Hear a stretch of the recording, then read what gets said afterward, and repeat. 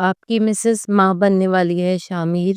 Doctor کی کہی گئی بات اب تک اس کی سماعتوں میں گونج رہی تھی۔ چہرے پر ہاتھ پھیرتے شامیر نے اپنے اضطراب کو کم کرنا چاہا اور اگلے ہی پل اس کے قدم اس چھوٹے سے کمرے کی جانب بڑھ گئے جہاں وہ نازک وجود قیام پذیر تھا جس پر شامیر نے ظلم کی ہر حد پار کی تھی۔ میں یہ بچہ نہیں چاہتا۔ کمرے کا دروازہ دھاڑ سے کھولتے وہ اندر داخل ہوتے چھوٹے سے بیڈ پر بیٹھی ارمش سے سرد لہجے میں گویا ہوا۔ ارمش نے بے یقینی سے اس کی جانب دیکھا۔ اسے لگا تھا اس بچے کے آ جانے سے یہ شخص اسے اپنی زندگی میں وہ مرتبہ دے دے گا جو اس کا حق ہے، لیکن یہ شخص تو اس بچے کو ہی ختم کرنے کی بات کر رہا تھا۔ کیا بول رہے ہیں آپ؟ یہ آپ کا بچہ ہے شامیر۔ کوئی اپنے بچے کو مارنے کی بات کیسے کر سکتا ہے؟ دوسرے ہی پل وہ اپنی جگہ سے اٹھتے شامیر کے روبرو آتے، ہر خوف و ڈر بھلائے چیخی۔ شامیر اس کے چیخنے پر اس کے بال پچھلی گردن سے جکڑے، اس کا چہرہ اپنے قریب کر گیا۔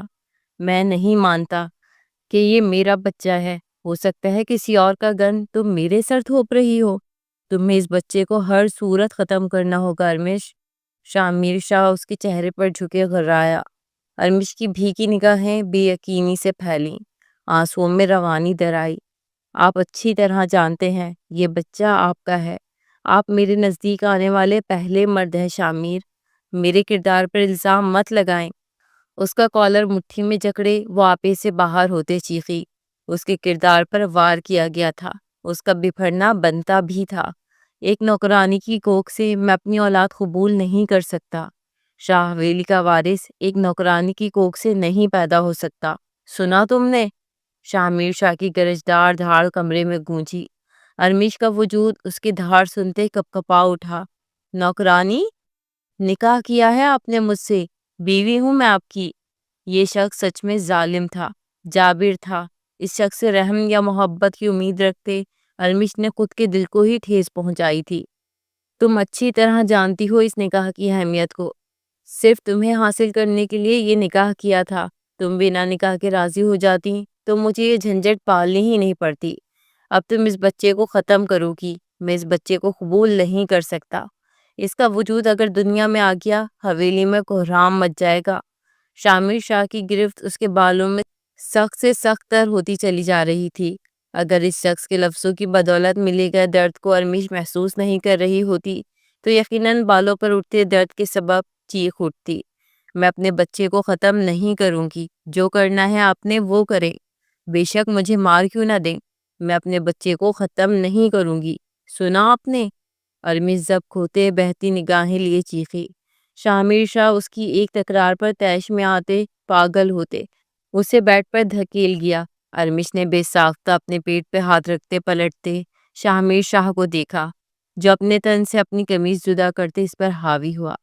آج بتاؤں گا جان کیسے لی جاتی ہے۔ تمہاری ان لفظوں کی سزا تمہیں اچھی طرح دوں گا تاکہ آگے تم میرے فیصلے سے انحراف نہیں کر سکو۔ اس بچے کو ختم تمہیں کرنا ہی ہوگا ہر حال میں۔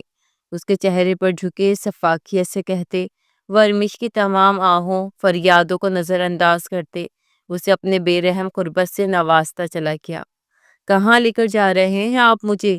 وہ کمرے میں بیٹھی اپنی بدبختی پر آنسو بہا رہی تھی جب شامیر شاہ نے اندر آتے اس کی کلائی آہنی گرفت میں جکڑی۔ ہسپتال جا رہے ہیں ہم، یہ سب ختم کرنا ہے۔ شامیر شاہ اسے اپنے روبرو کرتے سخت لہجے میں بولا۔ ارمش نے نفی میں سر ہلایا۔ نہیں، میں ایسا نہیں کروں گی، چاہے کچھ بھی ہو جائے۔ ارمش شامیر شاہ کی گرفت سے اپنی کلائی آزاد کروانے کی تگ و دو کرتے ہوئے چیخی۔ تمہیں ایسا کرنا ہوگا ورنہ تمہیں میں طلاق دے دوں گا۔ ارمش کی کلائی پہ گرفت سخت کرتے اس کی تھوڑی اپنے ہاتھ کے شکنجے میں جکڑے وہ دبا دبا سا گھرایا۔ ارمش نے زخمی نگاہوں سے شخص کو دیکھا جس نے ظلم کی ہر حد پار کر دی تھی۔ دے دیں طلاق، نہیں ڈر مجھے اب آپ سے۔ کل آپ نے درندگی کی انتہا کی تھی۔ 2 ماہ سے آپ کے تمام مظالم چپ چاپ برداشت کر رہی ہوں، اب مزید نہیں کروں گی۔ دے دے طلاق مجھے۔ اولاد پر جب بات آ جائے تو عورت کے اندر عجیب سی طاقت آ جاتی ہے۔ وہ اس کی آنکھوں میں آنکھیں گاڑے نڈر ہوتے بولی۔ طلاق چاہیے تمہیں؟ دیتا ہوں طلاق۔ میں شامیر شاہ اپنے پورے ہوش و حواس میں تمہیں طلاق دیتا ہوں، طلاق دیتا ہوں، طلاق دیتا ہوں، بلکہ ایک منٹ، طلاق تو میں بہت پہلے تمہیں دے چکا ہوں۔ شامیر استہزائیہ مسکراتے، اسے خود سے دور جھٹکتے ہوئے اسے طلاق دیتے تنزیہ بولا۔ ارمش ساکت ہوئی۔ یہ وہ کیا کہہ رہا تھا؟ وہ دم سادھے اسے سن رہی تھی۔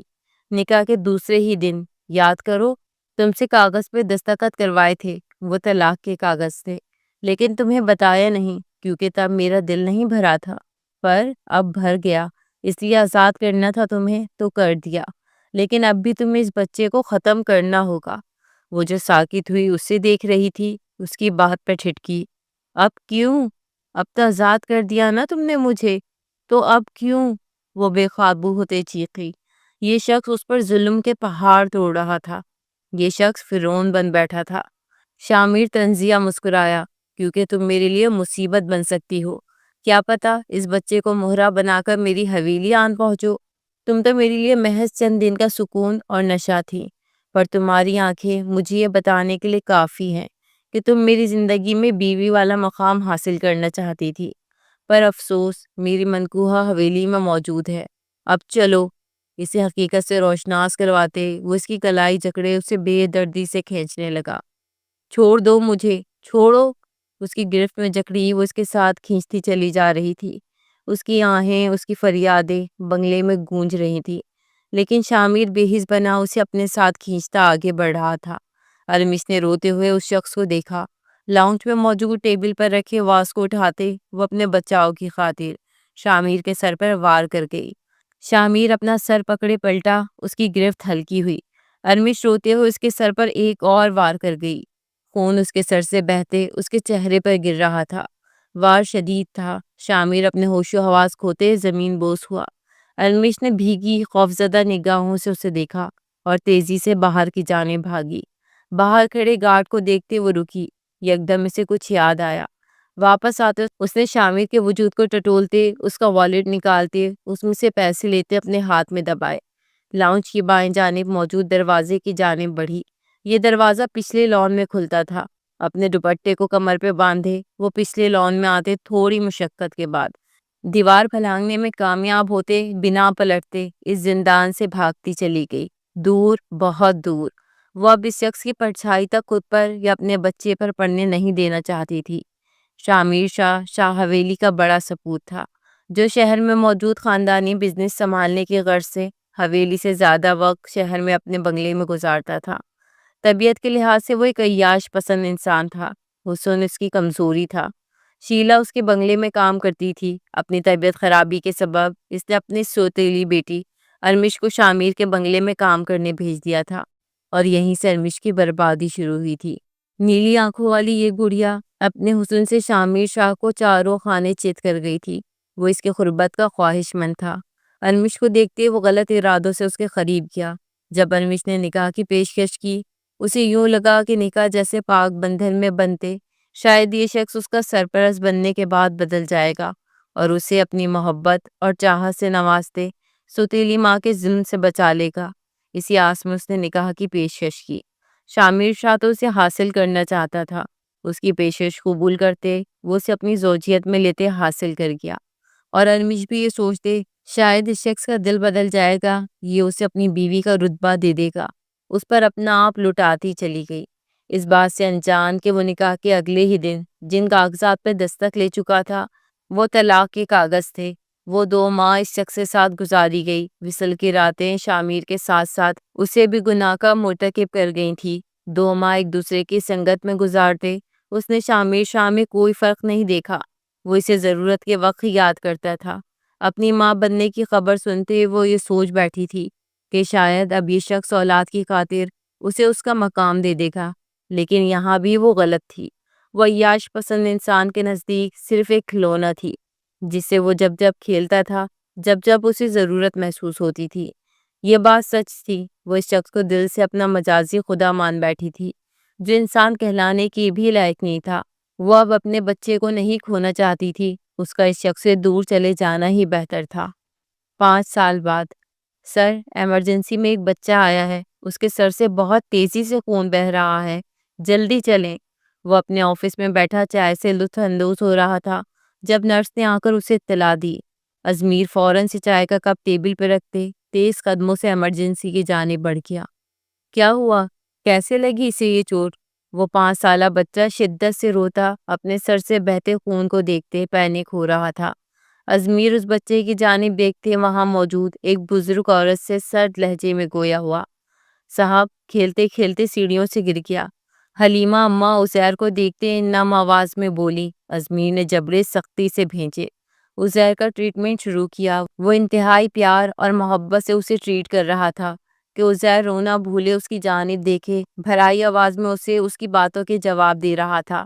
یہ ہوئی نا اچھے بچوں والی بات، ایسی چھوٹی چھوٹی چوٹوں پر روتے نہیں ہیں لڑکے۔ ازمیر نے مسکراتے ہوئے اس کے ماتھے کی بینڈیج کرتے اس کے ماتھے پر بوسہ دیا۔ حلیمہ اماں نم آنکھوں سے عزیر کی جانب دیکھ رہی تھی، ان کا کلیجہ منہ کو آیا تھا۔ عزیر کو زخمی دیکھتے جیسے تیسے وہ اس ہسپتال لے کر آئی تھی۔ آپ اس کی والدہ ہیں؟ ازمیر نے حلیمہ اماں کی جانب دیکھتے پوچھا۔ نہیں، میں اس کی نانی ہوں، اس کی ماں کام پر گئی ہے، ابھی آتی ہوگی، حلیمہ اماں نے نیند میں جاتے عزیر کو دیکھتے بتایا۔ اسے غنودگی کا انجیکشن دیا گیا تھا تاکہ وہ سکون سے سو جائے۔ ازمیر نے تعصب سے نفی میں سر ہلایا۔ اسے انتہائی ناگوار گزرتا تھا بچوں کو یوں اکیلا چھوڑتے ماؤں کا نکل جانا۔ ابھی وہ کچھ کہتا جب ایک نسوانی بھیگی آواز وارڈ میں گونجی، اماں کہاں ہے عزیر؟ کیا ہوا ہے اسے؟ ارمش چادر میں لپٹی وارڈ میں آتے روتے ہوئے حلیمہ اماں سے مخاطب ہوئی۔ جیسے ہی اس کی نظر بیڈ پہ لیٹے عزیر پر پڑی، وہ ازمیر کو اپنے ہاتھ سے ہٹاتے اسے تھامتے بے دریغ چومنے لگی۔ ازمیر پینٹ کی جیبوں میں ہاتھ ڈالے جبڑے سختی سے بھینچے اسے دیکھنے لگا۔ جب اتنا ہی پیار ہے بچے سے تو اسے تنہا کیوں چھوڑا؟ سرد آواز میں چہرہ جھکائے گویا ہوا۔ عزیر کو پیار کرتی ارمش ساکن ہوئی۔ اگلے ہی پل زخمی نیلی نگاہیں اٹھائے اس نے ازمیر کی جانب دیکھا۔ ضرورت اور مجبوری کے سبب گھر سے نکلنا پڑتا ہے، ورنہ کوئی ماں نہیں چاہتی کہ وہ اپنے بچے کو چھوڑتے دن بھر کام کرے۔ اسے ازمیر کی بات انتہائی ناگوار گزری تھی، اس لیے سخت لہجے میں حقیقت کا ایک پہلو بتا گئی۔ ازمیر نے اس کی بھیگی آواز سنتے چہرہ اٹھائے اس کی جانب دیکھا اور اگلے ہی پل دھک سا رہ گیا۔ نیلی نگاہیں جن میں نمکین پانی تیر رہا تھا، کھڑی ستواں آنکھ، بھرے بھرے لب، سرخ و سفید رنگت اور تھوڑی کے عین بیچ اس کا سیاہ چمکتا ہوا تل۔ اس کی سرخ متورم آنکھیں یہ راز افشا کر رہی تھی کہ وہ کافی دیر سے روتی رہی ہے۔ رونے کے سبب اس کی ناک بھی سرخ ہو رہی تھی۔ وہ حسن کی جیتی جاگتی مورت کا گمان لگ رہی تھی جسے روئے زمین پر کوئی پری اتر آئی ہو۔ ارمش ازمیر کو خود کی جانب یک ٹیک پاتے اپنا چہرہ جھکائے عزیر کی بینڈیج بندے ماتھے پر اپنے لب رکھ گئی۔ گھر لے جا سکتے ہیں اسے؟ نم آواز میں نظریں جھکائے پوچھا۔ ہاں لے جائیں، جب تک زخم ٹھیک نہیں ہو جاتا۔ آپ نے روز ہسپتال آنا ہے۔ ارمش کی آواز اسے ہوش کی وادیوں میں کھینچ لائی تھی۔ ازمیر نے ہوش میں آتے چونکتے ہوئے کہا۔ پاس کھڑی نرس نے ناسمجھی سے اسے دیکھا۔ زخم اتنا گہرا بھی نہیں تھا کہ روز ہسپتال آنا پڑ جائے، پر ازمیر نے جھوٹ کیوں کہا؟ ازمیر خود بھی بے خبر تھا اس بات سے کہ اس نے جھوٹ کیوں کہا۔ ارمش اس بات میں سر ہلاتی عزیر کو اپنی گود میں لیے ازمیر کے پاس سے ہوا کے جھونکے کی مانند گزر گئی، لیکن اس کے وجود سے اڑتی صندلی سی مسحور کر دینے والی خوشبو نے ازمیر کو اپنے حصار میں جکڑ لیا۔ وہ ارمش کی پشت کو نظروں کے اوجھل ہو جانے تک تکتا رہا۔ صاحب جی، عورتوں کو شوق نہیں ہوتا گھر سے باہر نکل کر در در کی ٹھوکریں کھانے کا۔ اگر سر پر کسی مرد کا سایہ نہ ہو تو انہیں مجبوراً اپنی اور اپنے بچے کی کفالت کے لیے ہاتھ پاؤں مارنے پڑتے ہیں۔ حلیمہ اماں بھی جیسے ازمیر کی بات پر غصہ و اشتعال سے بھر اٹھی تھی، اس لیے اسے بے تاثر لہجے میں کہتے ارمش کے پیچھے ہو لیں۔ ازمیر نے اپنے بالوں میں ہاتھ پھیرا۔ حلیمہ اماں کی بات وہ سمجھ گیا تھا اور غصہ و اشتعال میں کہی گئی بات یاد کرتے اس نے اپنی پچھلی گردن پہ ہاتھ پھیرتے خود کو کوسا تھا۔ غصے میں وہ ہر بار بہت کچھ غلط بول جایا کرتا تھا جس کا احساس اس کو بعد میں ہوتا تھا۔ اب بھی اسے پشیمانی نے آن گھیرا تھا۔ تم نے تو آج ڈرا ہی دیا اپنی مما کو بیٹا، کیوں دھیان نہیں رکھتے اپنا تم؟ گھر آتے ارمیش عزیر کی نیند سے بیدار ہوتے ہی اسے بھیگی نگاہوں سے دیکھتے بولی، مما میں تو کھیل رہا تھا بس، اور ان ڈاکٹر انکل نے کہا چھوٹی سی چوٹ ہے اور لڑکے چھوٹی چھوٹی چوٹوں پہ روتے نہیں۔ اب مجھے درد بھی نہیں ہو رہا تو آپ بھی مت روئیں۔ عزیر اپنی ماں کی آنکھوں میں رقص کرتی نمی دیکھتے اس کے گال پر اپنے لب رکھتے معصومیت سے بولا۔ ارمش نے جواباً اس کے چہرے کے ہر نقش کو اپنے لبوں سے چوما۔ بالکل، لڑکے چھوٹی چھوٹی باتوں پر روتے نہیں ہیں، ارمش نے ہنستے ہوئے کہتے اس کی ناک کو 2 انگلیوں سے پکڑ کر کھینچی۔ عزیر اس کے سینے سے لگتے ہنس دیا۔ میں تو کہتی ہوں تجھے اس کی حویلی جانا چاہیے، اسے بتانا چاہیے کہ اس کی اولاد کو تو کیسے پال رہی ہے۔ اس نے تیرے ساتھ جو سب کیا ہے وہ سب اس کے گھر والوں کو پتہ چلنا چاہیے۔ حلیمہ اماں اس کے آگے کھانے کی ٹرے رکھتے ہوئے نفرت آمیز لہجے میں بولی۔ ارمیش نے اپنے سینے سے لگے عزیر کو دیکھا جو معصومیت سے آنکھیں پٹپٹائے اسے دیکھ رہا تھا۔ بیٹا جاؤ، جا کر کمرے میں چارپائی پر لیٹ جاؤ، میں آتی ہوں۔ عزیر کا ماتھا چومتے ارمیش نے محبت سے کہا۔ عزیر اس بات میں سر ہلاتا کمرے میں بڑھ گیا۔ اماں، عزیر کے سامنے ایسی باتیں نہیں کیا کریں، میں نہیں چاہتی اس کے دماغ میں کسی طرح کا کوئی سوال ابھرے جس کا جواب میرے پاس نہیں ہو۔ ارمیش نے اماں کی جانب دیکھتے التجائی لہجے میں کہا۔ ایک نہ ایک دن تو اسے سچائی کا پتہ چلے گا، تب کیا کرو گی تم ارمیش؟ ہاتھوں میں چھالے نکل آئے ہیں، کانچ کے کارخانے میں سارا دن ماری ماری کام کر رہی ہوتی ہو تم اسے پالنے کے لیے، اور جس کی وجہ سے تم اس حال کو پہنچی وہ شخص تو خوش و خرم ہے اپنی زندگی میں۔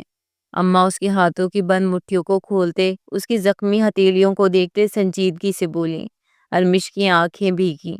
کیا کروں اماں؟ اس کی حویلی جاتے کہو کہ اس شخص نے اپنی حوث کے آگے گھٹنے ٹیکتے مجھے 2 ماہ اپنی قید میں رکھتے، میرے وجود سے اپنی حوث مٹائی، اس کے بعد مجھ پر یہ بات آشکار کرتے کہ وہ مجھے نکاح کے دوسرے دن ہی طلاق دے چکا ہے، اس نے اپنے ہی بچے کو مارنا چاہا۔ کوئی یقین نہیں کرے گا، یہ امیر لوگ ہیں، ہم جیسے لوگ تو چوٹیوں کے مترادف ہوتے ہیں ان کے نزدیک، جنہیں یہ پیروں سے مسل دیتے ہیں۔ تلخی سے کہتے اس نے نوالا بناتے اپنے منہ میں رکھا۔ پھر کیا کرو گی تم؟ ساری زندگی یوں بنا مرد کے گزار دو گی؟ اماں غصے میں بولی۔ مرد ذات سے اب گھن آتی ہے، ایسا روپ دیکھ چکی ہوں میں مرد ذات کا کہ اب بھروسہ کرنا ممکن نہیں، اور ویسے بھی کون اپنائے گا مجھے، ایک ایسی لڑکی کو اماں جو 2 ماہ ایک انسان کی قید میں رہی ہو، اس کے بچے کی ماں ہو۔ تلخی بھرا لہجہ تھا اس کا۔ نوالا حلق میں اٹکا یا آنسوؤں کا گولا تھا جسے نکلتے وہ پانی ایک ہی سانس میں اپنے سینے میں اتارتے کمرے کی جانب بڑھ گئی۔ اماں نے اسے جاتے دیکھ ایک نظر پلیٹ پہ ڈالی، کھانا جو کا توں پڑا تھا، محض ایک نوالا اس نے کھایا تھا۔ نہ جانے کیا بنے گا میرے رب اس کی زندگی سنوار دے، اس کے لیے اس کا ہمراہی بھیج دے۔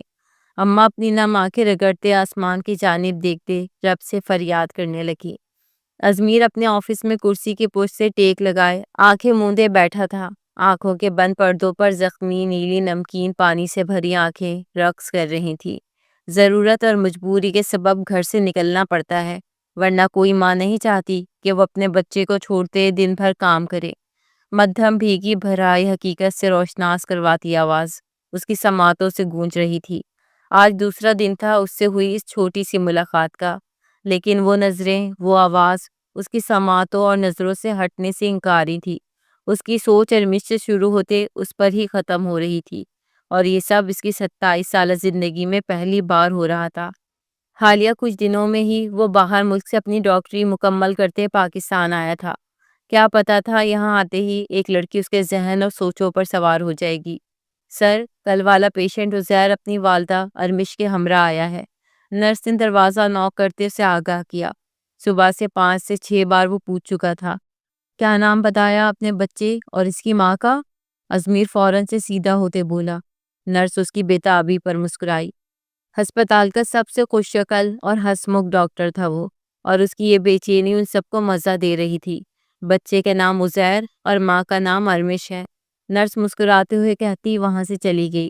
ازمیر نے کرسی سے اٹھتے اپنے بالوں میں ہاتھ پھیرا، قدم آگے بڑھایا، یکدم پلٹا، اپنا فون اٹھاتے اپنا چہرہ دیکھتے اس نے اپنی انگلیوں سے اپنے بال سیٹ کیے، اپنی جیب میں ٹیبل کے دراز سے چاکلیٹ نکالتے ڈالی، اور سیٹی کی دھن بجاتا ہوا وہ کیبن سے باہر نکلتے وارڈ کی جانب بڑھ گیا۔ ہیلو، کیسے ہو تم؟ وارڈ میں آتے اس نے ایک بیڈ پر ٹانگ لٹکائے بیٹھے عزیر کو دیکھتے مسکراتے ہوئے کہا۔ اس کے بال بگاڑے۔ ارمیش جو عزیر کے ساتھ کھڑی تھی ازمیر کی اس حرکت پر منہ بنا گئی۔ اسے پسند نہیں تھا اس کے بچے کے بال کوئی خراب کرتا۔ آگے بڑھتے عزیر کے بال اپنے ہاتھ سے دوبارہ سیٹ کیے۔ ازمیر نے اپنی نگاہوں کا رخ اس کی جانب موڑا اور پھر دل سر پر دوڑنے لگا۔ بے تاثر چہرہ، سپاٹ نگاہیں اور سیاہ چادر کے حالے میں اس کا چاند کی مانند دمکتا چہرہ ازمیر کے دل کی دھڑکنیں بے ترتیب کر گیا۔ جلدی اس کی بینڈیج کر دیں، ہمیں جانا ہے، ارمش ازمیر کی نظروں سے قائف ہوتے سرد لہجے میں بولی۔ ازمیر ہوش میں آتا فوراً سے اپنی نظریں پھیر گیا، اپنی بے اختیاری پر خود کو کوسا۔ آپ کا نام کیا ہے؟ عزیر کی پٹی اتارتے ازمیر نے نرمی سے پوچھا۔ میرا نام عزیر ہے، عزیر نے اپنی ماں کا ہاتھ تھامتے جواب دیا۔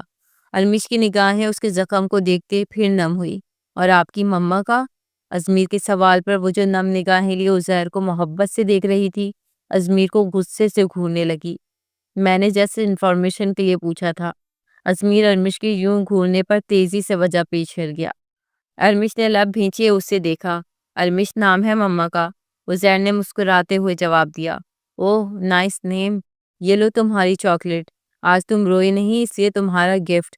اپنی جیب سے چاکلیٹ نکالتے عزیر کو تھمائی۔ معذرت پر ہم یہ نہیں لے سکتے، شکریہ، اب ہمیں اجازت دیں۔ ارمش نے عزیر کے ہاتھ سے چاکلیٹ لیتے ازمیر کو واپس دی۔ جب ازمیر کی نظر اس کی زخمی ہتھیلیوں پر پڑی، وہ چاکلیٹ ایک طرف رکھتا اس کی کلائیاں بنا تکلف کے جکڑے اپنے سامنے کر گیا۔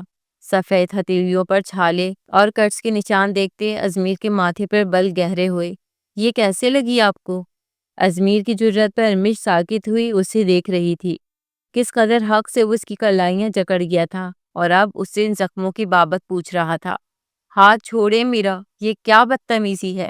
ارمش شدید طیش میں آتے اپنی کلائیاں آزاد کرانے کی تگ و دو کرتے چیخی۔ بدتمیزی نہیں ہے یہ، آپ کی ہتھیلیوں پر زخم ہے، ان کا علاج کرنا ہوگا ورنہ یہ بڑھنے کے بجائے بگڑ جائیں گے۔ ازمیر نے اس کی کلائیوں پہ گرفت سخت کرتے سنجیدگی سے کہا۔ اس سے آپ کا کوئی لینا دینا نہیں ڈاکٹر، چھوڑے میرا ہاتھ۔ ارمش مشتعل سی ہو اٹھی۔ لینا دینا ہے مس ارمش، میں ڈاکٹر ہوں اور زخموں پر مرہم رکھنا میرا پیشہ ہے۔ یہاں بیٹھیں آپ، نرس میڈیسن باکس لے کر آؤ۔ ازمیر کے لہجے میں سختی در آئی۔ سخت حکمیہ لہجے میں کہتے اس نے ارمش کی کلائیاں جکڑے عزیر کے پاس بٹھایا۔ ارمش تو حیرت و بے یقینی کے سمندر میں غوطہ زن تھی۔ کسی انجان کا حکمیہ لہجہ، اس کا لمس، اس پر حیرتوں کے پہاڑ توڑ رہا تھا۔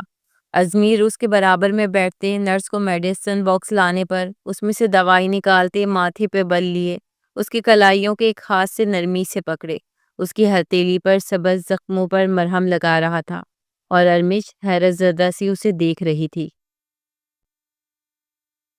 عزیر، تم کیوں اپنی مما کا خیال نہیں رکھتے؟ دیکھو ان کے ہاتھ پر کتنی چوٹیں آئی ہوئی ہیں۔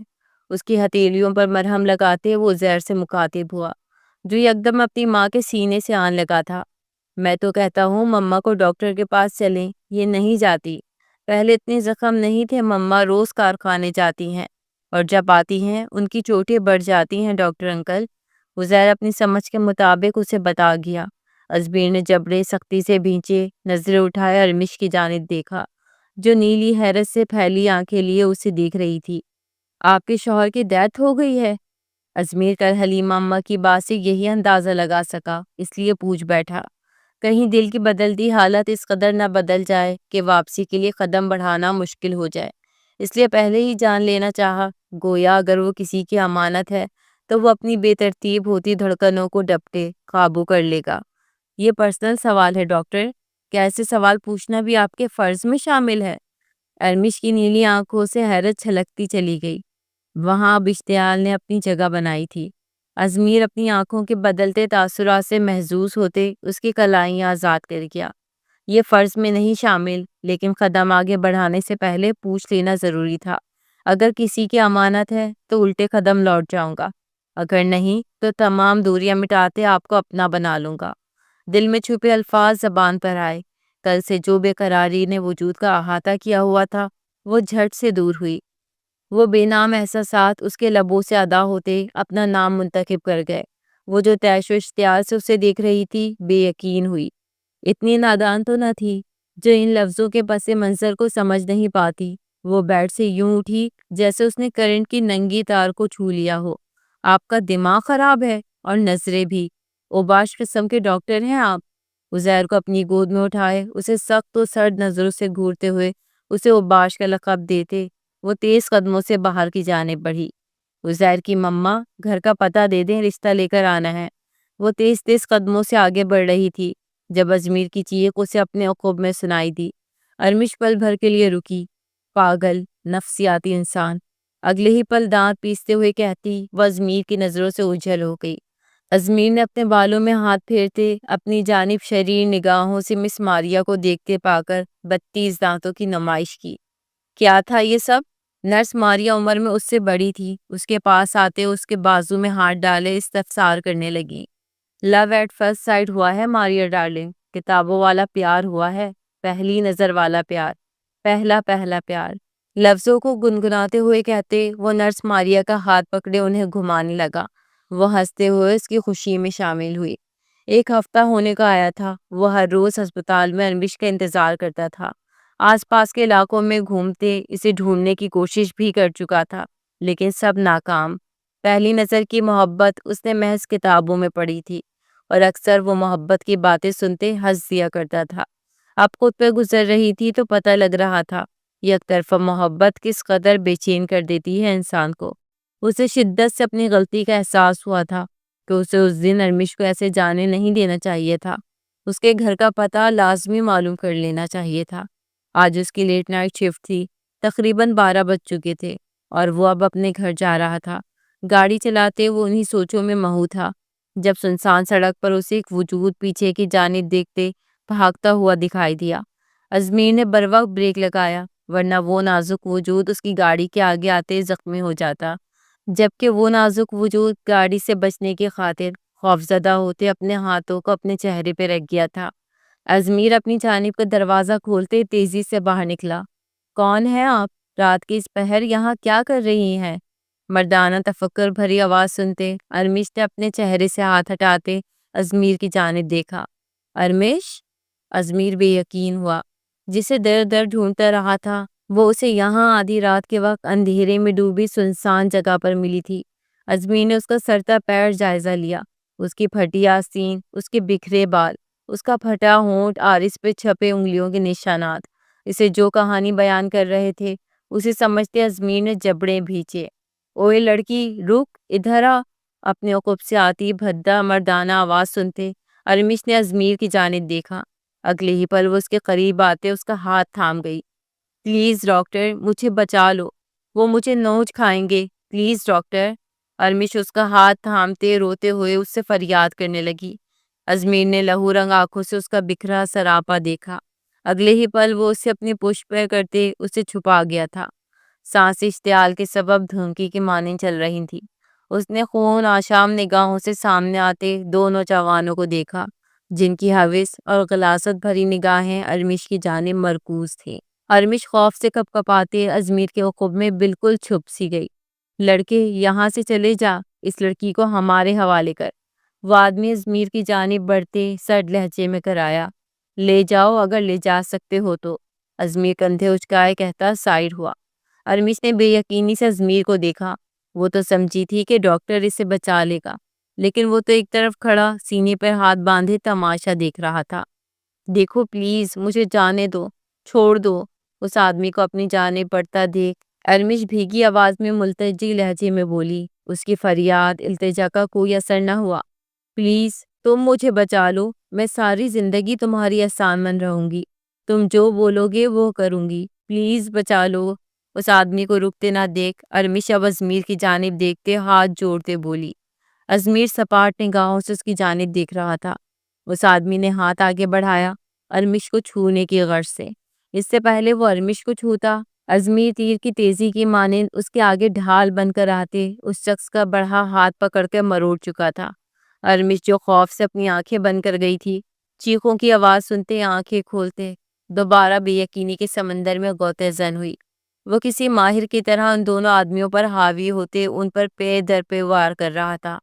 میرے ہوتے ہوئے اسے ہاتھ لگائے گا، میں تیرے ہاتھوں کے ٹکڑے ٹکڑے کر ڈالوں گا۔ ازمیر چیختا ہوا اس شخص کا ٹوٹا ہوا ہاتھ مزید توڑتے ہوئے بولا۔ کس نے مارا تھا تھپڑ تمہیں؟ ارمش کو دیکھتے وہ سرد برفیلے لہجے میں کرایا۔ ارمش جو کچھ پل پہلے اپنی عزت کے چھن جانے کے خوف کے سبب لرز رہی تھی، اب اس کے بدن میں ازمیر کا جنونی روپ دیکھتے ہوئے کپ کپاہٹ تاری ہوئی تھی۔ ارمش نے دوسرے شخص کی جانب اشارہ کیا جو زمین پر لیٹا کراہ رہا تھا۔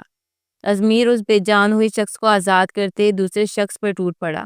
ارمش اپنے لبوں پر ہاتھ رکھتے اپنی چیخوں کا گلا گھونٹ گئی۔ وہ دونوں آدمی نیم بے جان ہو گئے تھے۔ ازمیر ان دونوں کے نیم بے جان وجود پر ٹھوکر مارتے ارمش کی جانب بڑھا، جو اسے اپنی جانب بڑھتا دیکھ اس کی دہشت سے خوفزدہ ہوتے قدم پیچھے بڑھانے لگی۔ ابھی اس نے ایک قدم ہی پیچھے بڑھایا تھا کہ اسے رکنا پڑا۔ پیچھے گاڑی تھی، وہ مزید دور نہیں جا سکتی تھی۔ ازمیر اس کے نزدیک آتے اس کے چہرے پہ جھکتے، اس کے گرد اپنے ہاتھ رکھتے اس کی راہیں مسترد کر گیا۔ ارمش بے ساختہ جھکتے گاڑی کے بونٹ سے جا لگی۔ وہ جتنی دوری بنا رہی تھی ازمیر اتنا ان دوریوں کو مٹاتے اس کے نزدیک آ گیا تھا۔ دونوں کی دہکتی سانسیں ایک دوسرے کے چہرے پہ پڑتی دل کو جھلسا رہی تھی۔ کیا کر رہی تھی تم اتنی رات کو یہاں؟ اس کے چہرے پہ جھکے وہ سرد لہجے میں کرایا۔ مجھے انہوں نے کارخانے میں بلایا تھا کہ انہیں کچھ ڈبے نہیں مل رہے ہیں، آ کر انہیں دے دوں۔ ارمش کے اوپر اس کا خوف اس قدر طاری تھا کہ وہ کسی طوطے کی مانند اسے جواب دے گئی۔ ازمیر کی سرخ نگاہیں اس کی سانسیں خشک کر رہی تھی۔ ازمیر نے لب سختی سے بھینچی۔ اس کے جواب کو سنتے اسے یوں لگا اس کی شریانیں اشتعال کے باعث پھٹ پڑیں گی۔ اس نے تمہیں بلایا اور تم منہ اٹھا کر چلتی بنی؟ ایک بچے کی ماں ہو، اتنی سمجھ بوجھ تو ہوگی نا کہ رات کی اس پہر اگر کوئی بلا رہا ہے تو اس کی نیت کیا ہوگی؟ گاڑی کے بونٹ پر ہاتھ مارتے وہ ضبط کھوتے چیخا۔ ارمش خوفزدہ ہوتے شدت سے روتے اپنی آنکھیں میچ گئی۔ ازمیر اس کے یوں خوفزدہ ہونے اور رونے پر اپنے ہاتھوں کی مٹھیاں بھیج گیا۔ اس کا لرزتا بدن دیکھتے اس نے اپنے چہرے پر ہاتھ پھیرا۔ اگر نہیں جاتی تو نوکری سے نکال دیتے مجھے، ان پڑھ ہوں اور کہیں نوکری نہ ملتی۔ روتے ہوئے اس نے اپنی بے بسی بتائی جبکہ آنکھیں اب بھی بند تھی۔ فور گاڈ سیک، ایک نوکری کی خاطر تم اپنی عزت داؤ پر لگا بیٹھی تھی ارمش؟ پہلے اس کا دماغ گرم تھا، اوپر سے ارمش کی باتیں اسے اور اشتعال میں دھکیل رہی تھی۔ ارمش کے بازو تھامتے اسے اپنے مت مقابل کرتے اسے جھنجھوڑتے ہوئے بولا، نوکری چلی جاتی تو کیا کھلاتی اپنے بچے کو؟ بھوکا مارتی میں؟ ارمش اس کے جھنجھوڑنے پر ضبط کھوتے چیخی۔ ازمیر نے خاموش سرد نگاہوں سے اسے گھورا۔ اس کا ہاتھ تھامتے وہ اسے لیے اپنی گاڑی کی جانب آتے اسے اپنے ساتھ والی سیٹ پہ برجمان کر گیا۔ نہ اب کوئی بھوک سے مرے گا اور نہ اب تم اپنی عزت یوں ٹکے ٹکے کی نوکری کی خاطر داؤ پر لگاؤ گی۔ سرد برفیلے لہجے میں کہتے ڈرائیونگ سیٹ پر آتے وہ تیزی سے گاڑی آگے بھگا لے گیا۔ ارمش جن حالات سے آج گزر چکی تھی وہ اعصاب شکن تھے۔ اس کے سوچنے سمجھنے کی صلاحیت مفلوج ہو چکی تھی۔ وہ اپنے سینے پہ ہاتھ رکھے اپنا سر سیٹ کی پشت سے ٹکائے باہری مناظر کو دیکھنے لگی۔ ارمش کے بتائے گئے گھر کے باہر گاڑی روکتے وہ ارمش کے ہمراہ گاڑی سے باہر نکلا۔ دروازہ کھلتے ہی حلیمہ اماں کو دیکھتے ارمش ان سے لپٹتے زوروں سے رو دی۔ حلیمہ اماں جو ارمش کے کام سے آنے کے بعد پھر چلے جانے اور پھر تا دیر واپس نہ لوٹنے پر پریشان تھی، اس کا یوں بکھرا سراپا اور سامنے ازمیر کو دیکھتے ان کا دل ڈوب کر ابھرا۔ ازمیر نے اندر داخل ہوتے دروازہ بند کرتے حلیمہ اماں کو دیکھا۔ اماں، انہیں لے کر جائیں کمرے میں، سنبھالیں انہیں اور نکاح کے لیے تیار کریں، میں ان سے نکاح کرنا چاہتا ہوں۔ ازمیر نے حلیمہ اماں کی جانب دیکھتے سنجیدگی سے کہا۔ حلیمہ بیگم نے حیرت سے اسے دیکھا۔ دل میں غلط فہمی نے بھی جگہ بنائی کہ کہیں ارمش کا یہ حال ازمیر نے تو نہیں کیا۔ ازمیر ان کی نظروں سے ہی ان کی غلط فہمی بھاپ کیا۔ میں نے انہیں بچایا ہے، جہاں کام کرتی تھی وہاں کے کچھ مرد ان کے ساتھ، جملہ اس سے مکمل نہیں کیا گیا، اس میں اتنا ضبط نہیں تھا۔ ان مردوں کی غلیظ نظریں یاد کرتے اس کی رگ رگ میں اشتعال بھرتا چلا گیا تھا۔ مٹھیاں بھیجیے اس نے حلیمہ اماں اور ان کے سینے سے لگی ارمش کو دیکھا جس کے رونے میں ذرا برابر کمی نہیں آئی تھی۔ حلیمہ اماں غلط فہمی دور ہو جانے پر پرسکون ہوتی ارمش کی پشت تھپکنے لگی۔ آپ جائیں، انہیں سنبھالیں، صبح ہونے میں کچھ ہی وقت بچا ہے، میں قاضی کو لے آؤں گا اور انہیں اپنے نام کروں گا۔ ازمیر نے اپنی بات دہرائی۔ ارمش نے حلیمہ بیگم کی سینے سے سر اٹھاتے نفی میں سر ہلایا۔ میں نہیں کروں گی آپ سے شادی، سنا آپ نے؟ نہیں کروں گی۔ ازمیر کو خود کی جانب سخت و سرد نگاہوں سے دیکھتے پا کر وہ چیخی۔ حلیمہ بیگم کو ازمیر کی آنکھوں میں اپنے فیصلے کی پختگی اور ارمش کے لیے پنپتے جذبات دیکھتے تسلی ہوئی۔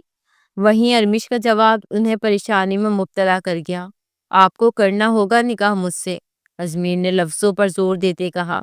میں نہیں کروں گی آپ سے شادی، جانتے کیا ہیں آپ میرے بارے میں؟ میرا شوہر، ارمش چیختے ہوئے کہہ رہی تھی جب ازمیر نے اس کی بات کاٹی۔ آپ کا شوہر نہیں ہے، اس بات سے میں واقف ہوں، یا تو طلاق یافتہ ہے یا بیوہ، اور مجھے آپ کی بیوہ یا طلاق یافتہ ہونے سے ذرا برابر فرق نہیں پڑتا۔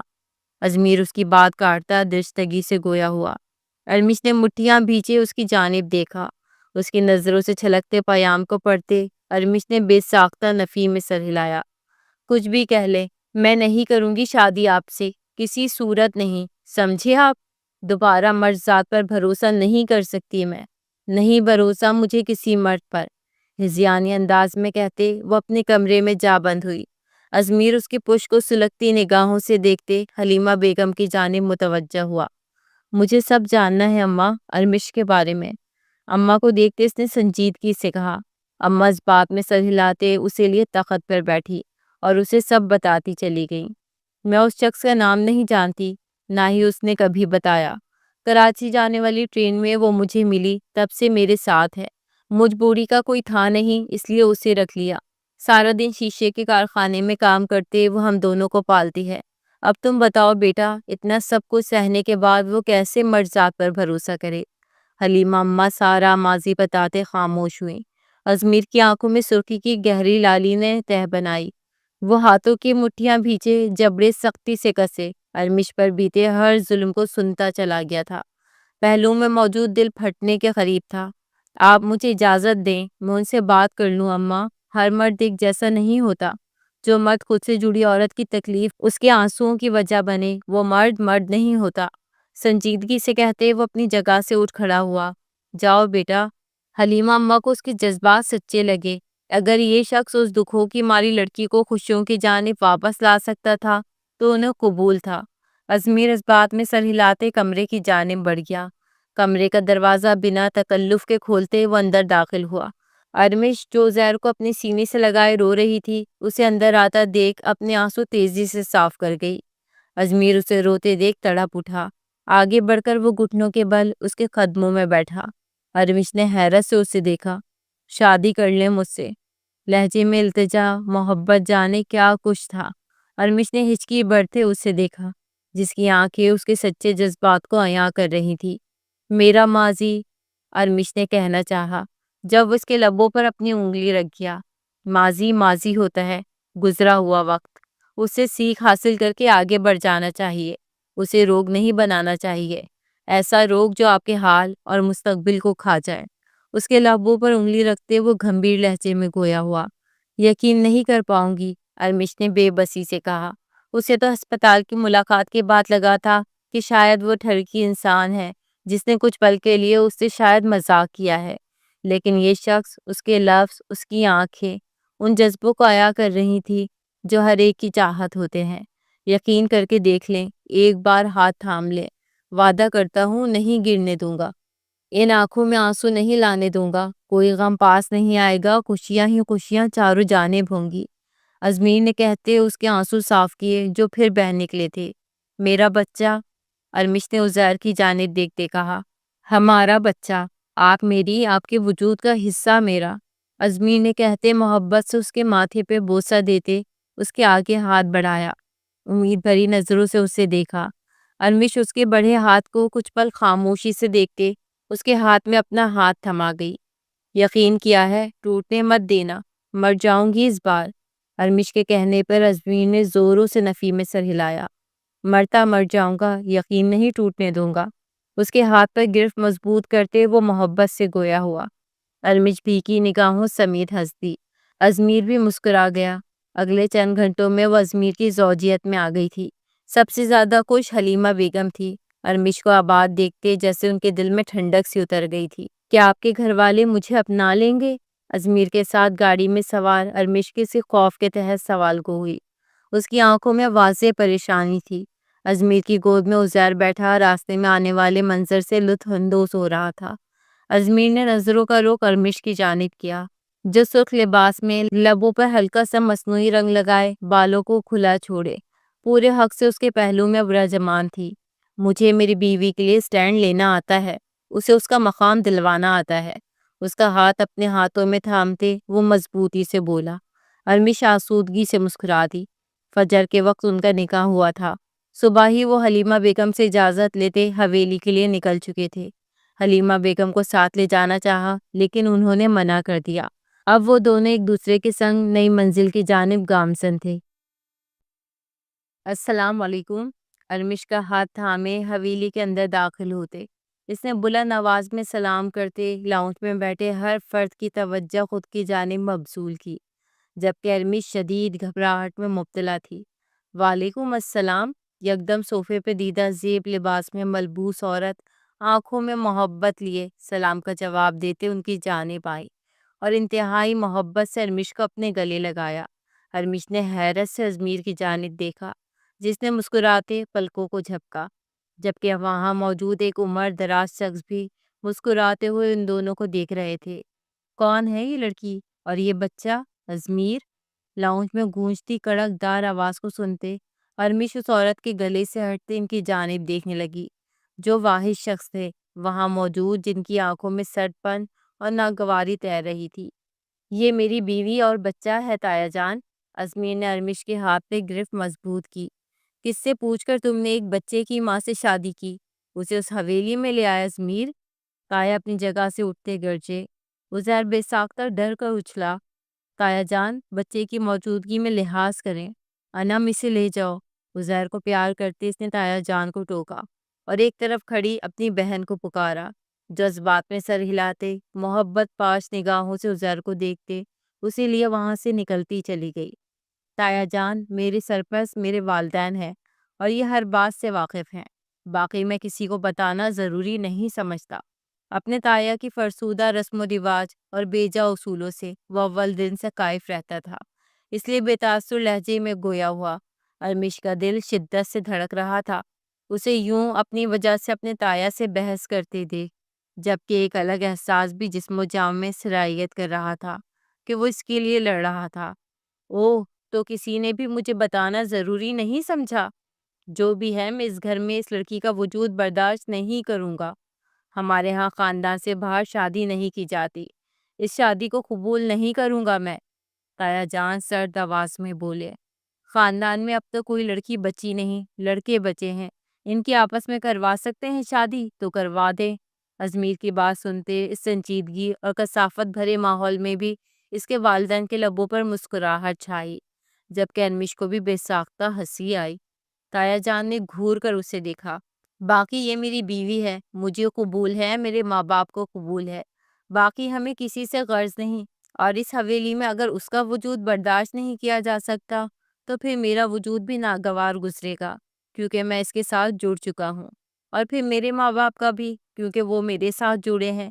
اگر اپنے بھائی سے جدائی برداشت کر سکتے ہیں تو ٹھیک ہے، ہم یہاں سے چلے جاتے ہیں، اگر نہیں تو ہمیں اجازت دیں، ہم تھک گئے ہیں، شام کو کھانے پر ملتے ہیں۔ ازمیر نے کندھے اچکائے کہتے کمرے کی جانب قدم بڑھائے۔ تایا جان محض اسے گھور کر رہ گئے۔ یہ لڑکا ان کی ہر بات کی خلافت کرتا آیا تھا، اچھی طرح جانتا تھا کہ شمشیر شاہ شاہ زیب شاہ سے جدائی برداشت نہیں کر سکتے، اس لیے یہ پینترا اپنایا تھا۔ شاہ زیب صاحب نے مسکراتے ہوئے شمشیر شاہ کو دیکھا، جبکہ نگینہ بیگم بھی مسکرا رہی تھی۔ بیٹے نے اپنی پسند اور نکاح کے بارے میں انہیں پہلے ہی آگاہ کر دیا تھا۔ تمہارے اوپر ہی گیا ہے یہ، کوئی عزت نہیں بڑوں کی۔ شمشیر شاہ بولتے ہوئے اپنے کمرے کی جانب بڑھ گئے۔ ازمیر، عزیر۔ ازمیر کو کمرے میں آتے کمرے کا دروازہ بند کرتے ارمش عزیر کے لیے فکر مند ہوتے بولی، جانے ازمیر، ابھی اسے اس کی پھپھو کے پاس رہنے دیں اور فی الوقت مجھ پر دھیان دیں۔ اس کے نزدیک آتے اسے ایک جھٹکے سے اپنے بازو میں اٹھائے شریر لہجے میں بولا۔ ارمش سٹپٹا گئی، اس کی آنکھوں سے لپکتے جذبات، اس کے لفظوں میں چھپا شریر پن دیکھتے اس کی ریڑھ کی ہڈی سنسنا اٹھی۔ لیکن ازمیر، آپ کی تایا؟ ازمیر کو یوں بیڈ پر لٹاتے اپنے اوپر یوں حاوی ہوتے دیکھ وہ اس سے فرار کے بہانے ڈھونڈنے لگی۔ ہوں، جانے ازمیر، اس وقت تایا جان کا ذکر کرتے میرا حلق کڑوا کر دیا، اب اسے میٹھا میں اپنے طریقے سے کروں گا۔ فرار کی تمام راہیں مسترد ہیں، آپ کو اب میرا مکمل بننا ہے۔ شوق نظروں سے اسے دیکھتے آنچ بھرے لہجے میں کہتے وہ اس پر جھکتے اسے خود کی ذات میں قید کر گیا۔ ارمش نے جب اعتبار سونپتے اس کی زوجیت قبول کی تھی تو اب کیوں اسے اس کے حق سے محروم رکھتی، اسے خود سپردگی دیتے وہ اس کی قربت میں بھیگتی چلی گئی۔ شام کا وقت تھا، سب کھانے کے ٹیبل پہ برجمان تھے۔ تایا جان کوئی بات تو نہیں کر رہے تھے لیکن ان کے چہرے کے تاثرات اب قدرے نارمل تھے، جبکہ انم، نگینہ بیگم اور شاہزیب صاحب اسے انتہائی پیار سے پیش آ رہے تھے، جبکہ ازمیر جو چیز اپنی پلیٹ میں ڈالتا وہ ارمش کی پلیٹ میں ضرور ڈالتا، جبکہ عزیر صاحب تو انم کے ہی ہو کر رہ گئے تھے، اس کی گود میں بیٹھے وہ کھانا کھانے میں مصروف تھے۔ ارمش سب کا پیار پاتے تشکر بھری نظروں سے ازمیر کو دیکھ رہی تھی۔ اس نے اپنا وعدہ وفا کیا تھا، اسے واقعی خوشیوں سے نوازا تھا۔ ابھی وہ ہنستے مسکراتے سب کے ساتھ بیٹھی ہوئی تھی جب لاؤنج میں گونجتی آواز سنتے وہ ساکت ہوئی، دل کی دھڑکن شدت سے دھڑکتے ساکت ہوئی، لبوں کی مسکان سمٹ سی گئی۔ السلام علیکم۔ یہ بھاری مردانہ آواز زہر کی مانند تھی جو اس کی سماعتوں میں اترتے اس کی رگ رگ میں سمائی، بدن میں ارتعاش سا برپا ہوا۔ نظریں اٹھائے اس نے اس شخص کی موجودگی کو وہم گردان کرنا چاہا، لیکن یہ وہم نہیں تھا، یہ سچ تھا۔ وہ شخص اس کے سامنے کھڑا اسے فقط نگاہوں سے دیکھ رہا تھا۔ ارمش نے ہاتھوں کی مٹھیاں بھیجی، خوف روم روم میں سمایا، جبکہ دوسری جانب شامیر شاہ جو اپنی بیوی کے ہمراہ حویلی واپس آیا تھا، اپنے سامنے ارمش کو پا کر دنگ رہ گیا۔ کہاں کہاں نہیں ڈھونڈا تھا اس نے اس لڑکی کو تاکہ وہ اسے ختم کر پائے، لیکن وہ ملی تو کہاں، اسے اپنی ہی حویلی میں۔ بھائی صاحب، یہ میری بیوی ہے اور آپ جس طرح سے اسے دیکھ رہے ہیں وہ مجھے پسند نہیں۔ ازمیر شامیر شاہ کی نظروں کا رخ ارمش کی جانب پا کر اپنے سینے میں اٹھتے تیش و اشتعال پر قابو پاتے گویا ہوا۔ شامیر شاہ پر آسمان ٹوٹ پڑا، فوراً سے نظریں ارمش سے پھیری۔ یہ کب ہوا؟ شامیر شاہ اپنی بے یقینی پر قابو پاتے اپنے تاثرات میں بدلاؤ لاتے کرسی پر بیٹھتے بولا، یہ جناب نے اچانک بم پھوڑا ہے سب پر۔ تایا جان سخت لہجے میں بولے، جبکہ ارمش کو اب یہاں بیٹھنا دو بھر لگ رہا تھا۔ اس کی سانسیں سینے میں کہیں اٹک سی گئی تھی۔ اس نے انم کی گود سے عزیر کو تھاما، ایک خوف شدت سے دل میں انگڑائی لے چکا تھا۔ ازمیر، میری طبیعت نہیں ٹھیک، میں کمرے میں چلی جاؤں؟ ازمیر کے کان کے پاس چہرہ لاتے وہ مدھم لہجے میں گویا ہوئی۔ ازمیر یکدم اس کی فکر میں پریشان ہوا، اس کے چہرے کی جانب دیکھا، اس کی پیشانی عرق آلود ہو رہی تھی۔ ازمیر نے بے ساختہ اس کے ماتھے پہ ہاتھ رکھا۔ یہ منظر دیکھتے شامیر شاہ کی آنکھوں میں آگ سی تپش ابھری۔ جو عورت اس کی قربت، اس کی زوجیت میں رہ چکی تھی، اب وہ کسی دوسرے شخص کے نزدیک برداشت نہیں ہوئی تھی۔ جاؤ تم آرام کرو، میں تھوڑی دیر میں آتا ہوں، ہسپتال فون کرنا ہے، ازمیر نے کہتے اس کا ہاتھ تھامتے اسے اٹھاتے محبت سے کہا۔ ایکسکیوز اس، سب کی جانب کہتے وہ ارمش کو کمرے میں جانے کا اشارہ کرتے خود لان کی جانب بڑھ گیا۔ ارمش تیزی سے اپنے کمرے کی جانب بڑھ رہی تھی۔ شامیر شاہ کی نظریں اسے اپنے وجود پر چپتی ہوئی محسوس ہو رہی تھی۔ وہ جلد از جلد اس شخص کی نظروں سے دور ہو جانا چاہتی تھی۔ میں آتا ہوں۔ شامیر شاہ اپنا فون جیب سے نکالتے کان سے لگائے ڈائننگ ٹیبل سے اٹھتے اندر کی جانب بڑھ گیا، جبکہ اس کی بیوی پہلے ہی کم گو تھی۔ باقی اس شخص نے اسے رخصتی کے بعد چابی کی گڑیا بنا دیا تھا، جو سانس بھی شامیر کی اجازت سے بھرتی تھی۔ ارمش کمرے میں داخل ہوتے ابھی دروازہ بند کرتی، جب شامیر تیر کی تیزی کی مانند اندر آتا اسے سمجھنے کا موقع دیے بنا دروازہ بند کر گیا۔ ارمش کی سانسیں خوف سے بند ہوئی۔ کھولو دروازہ، جاؤ یہاں سے ورنہ میں چیخوں گی۔ ارمش عزیر پہ گرفت مضبوط کیے چیخی۔ ہاں ہاں ہاں، چیخو گی؟ چیخو پھر، کیونکہ میں یہاں سے نہیں جاؤں گا۔ شامیر شاہ خوفناک کہکا لگائے چیلنجنگ انداز میں بولا۔ ارمش کے آنسو خوف کے سبب بہہ نکلے۔ یہ بچہ میرا ہے نا، میرے بھائی کو کیسے پھنسایا؟ ویسے اچھی ٹرک ہے، میں نہیں آیا تمہارے قابو تو میرا بھائی صحیح۔ شامیر شاہ طنزیہ مسکراتے اپنا دامن صاف یوں کر گیا تھا جیسے سارا قصور اور ظلم ارمش نے کیا ہو۔ تم جیسا نہیں وہ، تم ظالم درندے ہو، جابر انسان ہو، وہ اتنا ہی رحم دل محبت سے بنا انسان۔ چلے جاؤ یہاں سے ورنہ میں چلا کر اپنے شوہر کو بلا لوں گی۔ عزیر پر ارمش کی گرفت مضبوط ہوئی۔ وہ خوف پر قابو پاتے ہوئے چیخی، بلا لو، میں بھی چاہتا ہوں اسے پتہ چل جائے۔ کیا ہے نا، مجھے افسوس ہو رہا ہے تمہیں کیوں چھوڑا، اتنی حسین لڑکی کو ہاتھ سے جانے نہیں دیا جا سکتا تھا۔ لیکن میں اپنی غلطی کو سدھارنے کے لیے تیار ہوں۔ میری بیوی ماں نہیں بن سکتی، اسے فارغ کر دوں گا اور تمہیں اپنا لوں گا۔ میری اولاد بھی میری ہو جائے گی۔ یہ شخص واقعی فرعون تھا۔ وہ اپنے مکروہ عزائم سے ارمش کو آگاہ کر رہا تھا اور ارمش آنکھیں پھاڑے اس سے دیکھ رہی تھی۔ کوئی اتنا گرا ہوا کیسے ہو سکتا تھا؟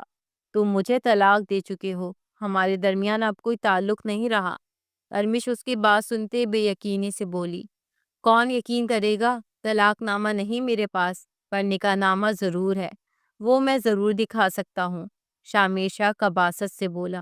ارمش کا وجود زلزلوں کی زد میں آیا۔ تم ایسا کچھ نہیں کرو گے؟ ارمش نے نفی میں سر ہلاتے سے باز رہنے کا کہا۔ میں ایسا ہی کروں گا۔ کل صبح تک کا وقت ہے تمہارے پاس۔ رات 1 بجے اگر حویلی سے 20 منٹ کی مسافت پر موجود میدان میں نہیں آئی، میں نکاح نامہ سب کو دکھا کر یہ ثابت کر دوں گا کہ تم میرے نکاح میں ہو، اور سب ختم، پھر سب مجھ پر بھروسہ کریں گے۔ شامر شاہ نے ہاتھوں کو جھاڑتے سب ختم ہو جانے کا اشارہ کیا۔ اجمیر سب جانتے ہیں، میرا ماضی، سب کچھ۔ تم انہیں نکاح نامہ دکھاؤ گے تو اپنی موت کو خود دعوت دو گے۔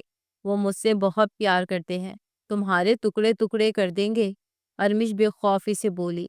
اجمیر کا جنونی روپ اس کی نظروں کے سامنے لہرایا۔ شامر شاہ کی رنگت فاق ہوئی۔ وہ سمجھا تھا ارمش نے اجمیر کو کچھ نہیں بتایا ہوگا، لیکن یہاں وہ تو اس کے ماضی سے آگاہ تھا۔ کس طرح ثابت کرو گی اپنی بات؟ کیسے بتاؤ گی کہ ہماری طلاق ہو گئی ہے، ہمارے درمیان کوئی رشتہ نہیں؟ گر میں نکاح نامہ دکھاتے یہ کہہ دوں کہ تم مجھے دھوکہ دیتے بھاگی تھی؟ تمہارا پیشہ ہی یہی ہے، امیر لڑکوں کو پھنسانا، تو کیسے یقین دلاؤ گی تم اسے؟ بلکہ تم میرا کام آسان کر دو گی۔ وہ ساری محبت بھول کر تمہیں آزاد کر دے گا اور تم واپس میری ہو جاؤ گی۔ ارمش، جس کی ہمت بن گئی تھی شامر کا سفید پڑتا چہرہ دیکھتے، اس کی بات سنتے اس کی آنکھوں میں خوف پھیلا۔ اگر اجمیر نے اس کا بھروسہ نہیں کیا تو؟ شامر اس کی نظروں میں نظر آتا خوف دیکھتے فتح مندی سے مسکرایا۔ اسے عجیب سی جلن، حسد محسوس ہو رہی تھی۔ ارمش کو اجمیر کے ساتھ دیکھتے وہ اسے واپس چاہیے تھی، تبھی اس نے اسے اپنے لفظوں سے ڈراتے بے بس کیا۔ شامر ایک نظر اس پر ڈالتے کمرے سے نکلتا چلا گیا۔ اس کے جاتے ہی ارمش عزیر کے ہمراہ زمین پر گھٹنوں کے بل گری۔ اجمیر اس کا یقین کیوں کرے گا؟ وہ یہی سمجھے گا کہ ارمش کا پیشہ ہے یوں ہر مرد کو پھانسنے کا۔ وہ اس پر یقین نہیں کرے گا۔ ارمش عزیر کو سینے سے لگائے شدت سے رو دی۔ اس کی خوشیوں کی مدت مختصر تھی۔ کمرے کے کھلے دروازے کے قریب سے آتی قدموں کی چاپ سنتے وہ اپنے آنسو صاف کرتے عزیر کو لیے بیڈ پر آتے اسے بیڈ پر لٹا گئی۔ عزیر خاموش نگاہوں سے اپنی ماں کو دیکھنے لگا۔ عزیر، بابا کو مت بتانا کہ کوئی آیا تھا اور مما روئی تھی، ورنہ مما تم سے ناراض ہوتے دور چلی جائیں گی۔ ارمش نے عزیر کو تنبیہ کی، جذبات میں سر ہلا گیا۔ دروازہ بند ہونے اور کمرے کی فضا میں شامل ہوتی اجمیر کی خوشبو محسوس کرتے ارمش نے اپنے بالوں کو ٹھیک کیا۔ آنسو وہ پہلے ہی صاف کر گئی تھی۔ طبیعت بہتر ہوئی؟ بیڈ پر ارمش کے پاس نیم دراز ہوتے اجمیر نے اس کے چہرے کو جانچتی نگاہوں سے دیکھتے پوچھا۔ بہتر ہے اب۔ ارمش نے اس سے نظریں چرائے جواب دیا۔ کیا کوئی پریشانی ہے ارمش؟ اجمیر نے اس کا ہاتھ تھامتے اپنے لبوں سے لگاتے پوچھا۔ نہیں۔ نہیں تو کیوں پوچھ رہے ہیں آپ؟ ارمش گھبرا اٹھی۔ اپنی گھبراہٹ پہ قابو پاتے اس نے اجمیر سے پوچھا۔ ایسے ہی، تمہیں دیکھتے لگا جیسے تم پریشان ہو۔ کوئی بات ہے تو مجھے بتاؤ۔ اجمیر انتہائی محبت سے اسے دیکھتے کہہ رہا تھا۔ ارمش کے دل میں آیا اسے بتا دے، لیکن اگر اس نے یقین نہیں کیا تو، اس سے بدگمان ہو گیا تو، اسے غلط سمجھا تو؟ اپنے دل کی بات وہ دل میں ہی دبا گئی۔ بس نیا گھر ہے، نئی زندگی ہے، تو گھبراہٹ میں مبتلا ہو گئی ہوں اجمیر۔ تھوڑا سا آگے ہوتے اجمیر کے نزدیک آتے اس کے بازو پہ سر رکھے بولی۔ اس شخص کی قربت میں سکون تھا۔ اس کے مضبوط بازوں کے حصار میں قید ہوتے وہ سب کچھ بھول جاتی تھی۔ دھیرے دھیرے عادت ہو جائے گی، اجمیر نے کہتے اس کی گردن میں منہ چھپاتے اپنی آنکھیں بند کی۔ ارمش بھی اپنی بھیگی نگاہیں بند کرتے عزیر کو اپنے حصار میں لیتے نیند کی وادی میں گم ہونے کی کوشش کرنے لگی۔ جو فیصلہ اس نے لیا تھا اس کے بعد وہ ان دونوں سے دور جانے والی تھی، اس لیے آج کی رات سکون کے نام کرتے وہ ان دونوں کی موجودگی میں گہری نیند لینا چاہتی تھی۔ آدھی رات کا سما تھا۔ اپنے کمرے کی الماری سے گن نکالتے ارمش نے اپنے ہاتھ میں تھامی۔ اس نے شام کے وقت یہ گن یہاں دیکھی تھی، اسے آج اس کی ضرورت تھی۔ ایک نظر پلٹتے اس نے پرسکون نیند سوئے ازمیر اور عزیر پر ڈالی۔ آنکھیں تیزی سے بھیگنے لگیں، لیکن اس کے پاس اس کے علاوہ اور کوئی راہ نہیں بچی تھی۔ دروازے کی جانب بڑھتے اس کے قدموں میں واضح لرزش تھی۔ اس نے پلٹ کر نہیں دیکھا تھا، اگر دیکھ لیتی تو ہمت ٹوٹ جاتی، وہ جو ٹوٹنے نہیں دے سکتی تھی۔ کمرے کا دروازہ احتیاط سے بند کرتے وہ دبے دبے قدم لیے حویلی سے نکلتی چلی گئی۔ حویلی سے 20 منٹ کی مسافت طے کرنے کے بعد وہ اس میدان میں موجود تھی، جہاں سامنے ہی شامیر گاڑی سے ٹیک لگائے سگریٹ کے گہرے کش لگاتا کھڑا تھا۔ میں جانتا تھا تم آؤ گی، شامیر ارمش کو دیکھ کے مسکراتے ہوئے فتح مندی سے بولا۔ ہاں، آنا ہی تھا، اس قصے کو ختم کرنا تھا ہمیشہ کے لیے۔ تم مجھے پانا چاہتے ہو نا؟ ارمش بھیگی نگاہوں سے مسکراتے ہوئے کہتی سوال گو ہوئی۔ ہاں، تمہیں پھر پانا چاہتا ہوں، مجھے تم ازمیر کے ساتھ برداشت نہیں۔ شامیر شاہ مٹھیاں بھیجے بولا۔ لو، میں آ گئی، کیا کرو گے اب تم؟ ارمش نے بھویں ریس کی پوچھا۔ میں تمہیں دور لے جاؤں گا، ایسی جگہ جہاں تم ہوگی میں ہوں گا، پھر ازمیر کو طلاق کے پیپرز بھجوا دوں گا، وہ تمہیں آزاد کرتا ہے تو ٹھیک، ورنہ اگر مجھے اسے مارنا بھی پڑا تو میں مار دوں گا، راستہ صاف ہو جائے گا، تم، میں، ہمارا بچہ، بس۔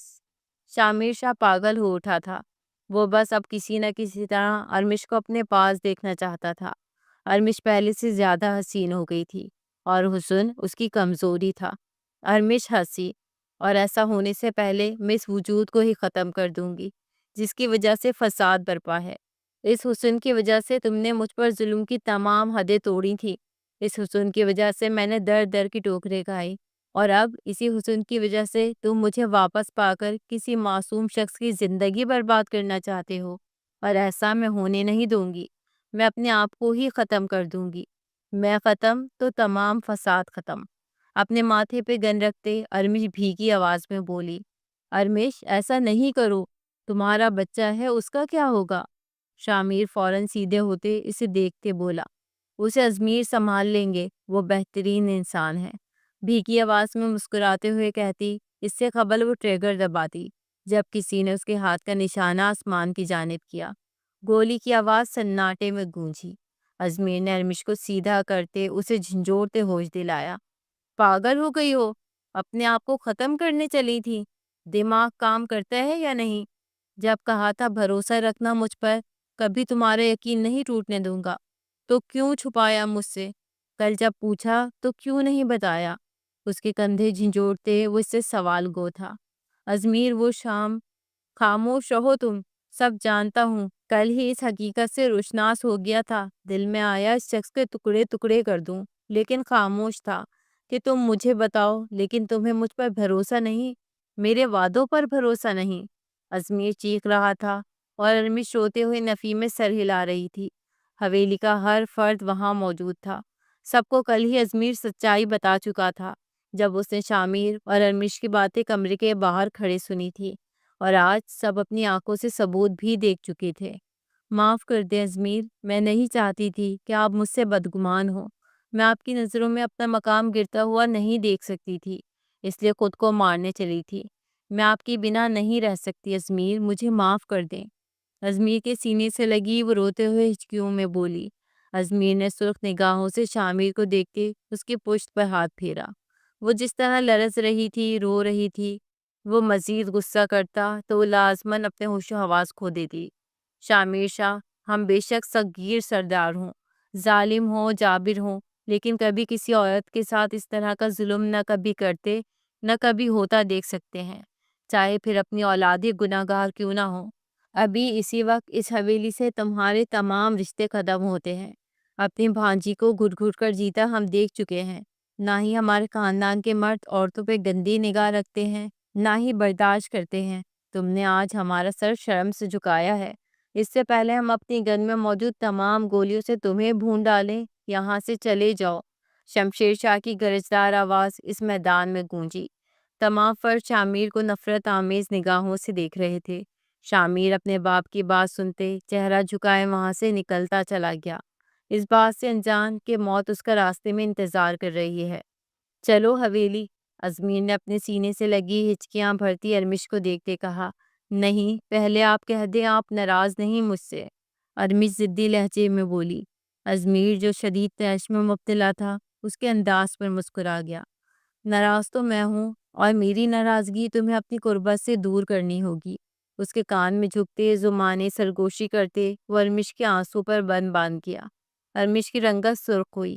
منظور ہے، چہرہ اس کے سینے میں چھپائے وہ دھیمی آواز میں بولی۔ ازمیر گہرا مسکراتے اس کے گرد حصار باندھے تمام حویلی والوں کے ہمراہ حویلی کی جانب بڑھ گیا۔ شامیر کا اسی شب کار ایکسیڈنٹ پہ انتقال ہو گیا تھا۔ اس کی بیوی سغرا کی خاموشی میں مزید اضافہ ہو گیا تھا۔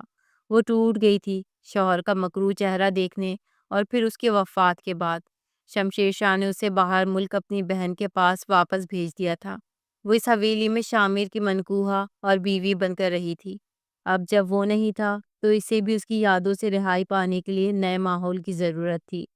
شمشیر صاحب نے ارمش کو قبول کر لیا تھا، جبکہ ازمیر اور ارمش وہ ایک دوسرے کی سنگت میں خوش تھے، تو حویلی والے ننھے سے عزیر کو پا کر بے انتہا خوش تھے۔